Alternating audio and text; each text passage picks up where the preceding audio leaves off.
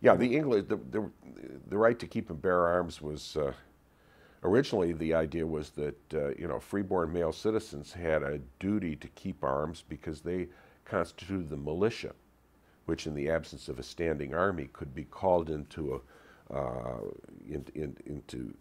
into service to protect the nation, the local area that they were in, from rebellion, from invasion, from civil disturbance, and that they had a responsibility to keep arms. James II had made some attempts to, have a standing army, and he conspicuously refused to use the militia to call up local citizens to bear arms in the service of the state. So they wanted to assert the rights of the militia, and in order to do so, you had to guarantee that people could keep and bear arms.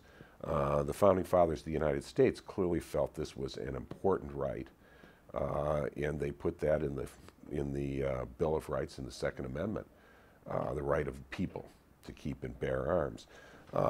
There was a feeling that in Europe you had standing armies, and the ordinary person was not allowed to bear arms, and that the tyrants of Europe, King Louis XIV and his successor, the various royal rulers in the German lands and other places, were kept in their place, were deprived of their freedoms by standing armies, and that they weren't able to defend themselves.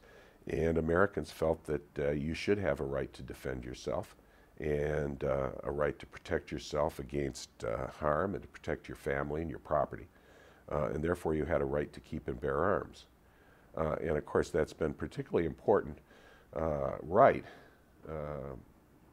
up to the present day. It's still hugely controversial today. Well, it's hugely controversial, but I think it's an important right even today for people who are likely to be the victims of violence, of unprovoked violence.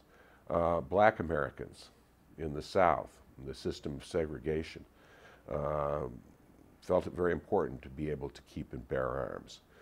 Condoleezza Rice has talked about how her father was very interested in keeping guns in order to protect his family against attack. Gay people who are liable to be, and in the past have been much more liable to be attacked just because of the kind of person they are, because other people don't like them, and beaten up, murdered, can protect themselves if they have a right to keep and bear arms.